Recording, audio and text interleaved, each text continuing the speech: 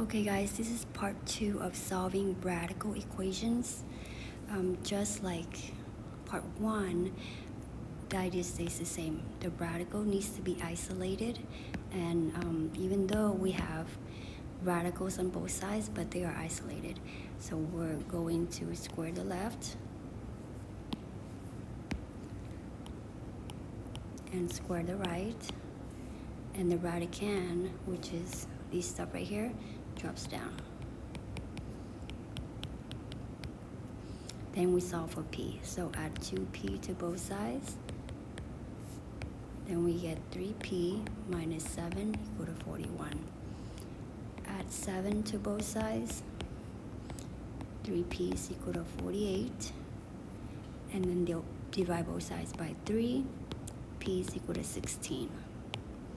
Just like part 1, we are going to check to see if the left-hand side equal to the right-hand side. So square root of p minus 7, and we're going to plug it in where p is, which is number 16. So 16 minus 7 equals to 41 minus 2 times 16. So this is going to give us 9 equal to 41 minus 32. So square root of 9 equal to square root of 9, which is 3 is equal to 3, which makes sense, right? So the answer is p equal to 16. Does work. Moving on to number 2. So very similar to the first one, we are going to square the left and the right because the radical is isolated. Then we have x over 3 drops down, and then 63 minus 2x drops down. Now on the right hand side, it's not a fraction, so we're going to make it into a fraction by putting over 1, and we're going to cross multiply, okay? So that means we have x times 1 equals to 3 times 63 minus 2x. So x times 1 is x, and then multiply the 3 in here. We have 189 minus 6x. So, and then to solve for x, we add 6 to both sides, 6x to both sides. So 7x equal to 189. And then divide both sides by 7. That's going to give us 27. Okay? Okay, now we're going to check again to make sure our answers is correct. We're going to plug it into the original equations. So x is 27 over 3 equals to square root of 63 minus 2 times 27. So 27 divided by 3, that's going to give us square root of 9. Over here is 63 minus 54. So this is 3. And that's square root of 9. 63 minus 54 is square root of 9. And square root of 9 is 3 equal to 3. Which makes sense. Our answer is 27. It's good. Now moving on to number 3. Okay, in number 3, notice we have the radical by itself, and on the left-hand side we have 2 terms. Okay, same thing. We are going to square the left and square the right because the radical is by itself. So when we square the left, which is n minus 4, is n minus 4 times n minus 4, and then the radicand drops down. Now, for the left-hand side, you can either use the box method or FOIL it out, which I'm going to do. I'm going to use the FOIL method. So n times n is n squares. N times negative 4 is negative 4n. That's going to be minus 4n, and that's going to be positive 16. 32 minus 2n. Now, combined like term is the next step. These are the like terms, so that's going to be minus 8n plus 16 equal to 32 minus 2n. So I'm going to try to move everything from the right-hand side to the left-hand side, okay? So I'm going to add 2n first.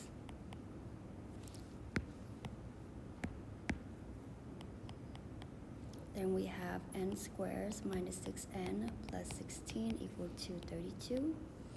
Then I'm going to subtract 32 to both sides.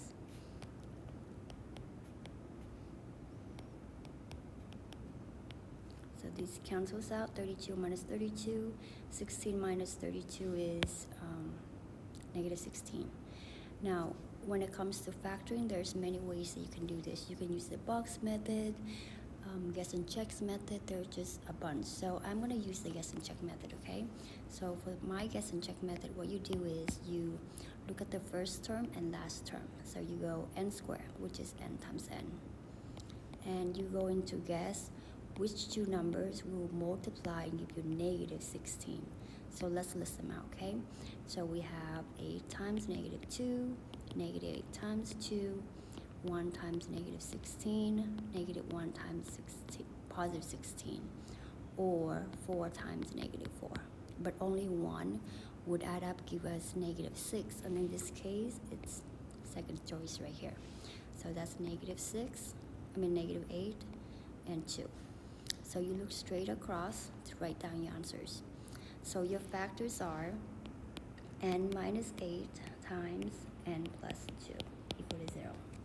And then you solve for this, you get n minus 8 equal to 0, n plus 2 equal to 0. Add 8 to both sides, n is equal to 8, and then subtract 2 to both sides, n is equal to negative 2.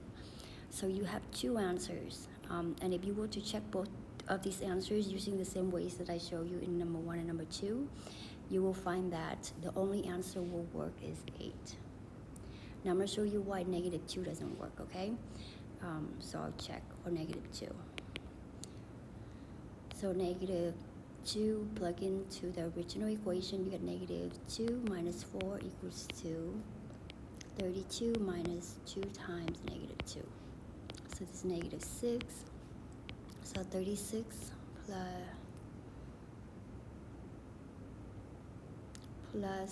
32 plus 4.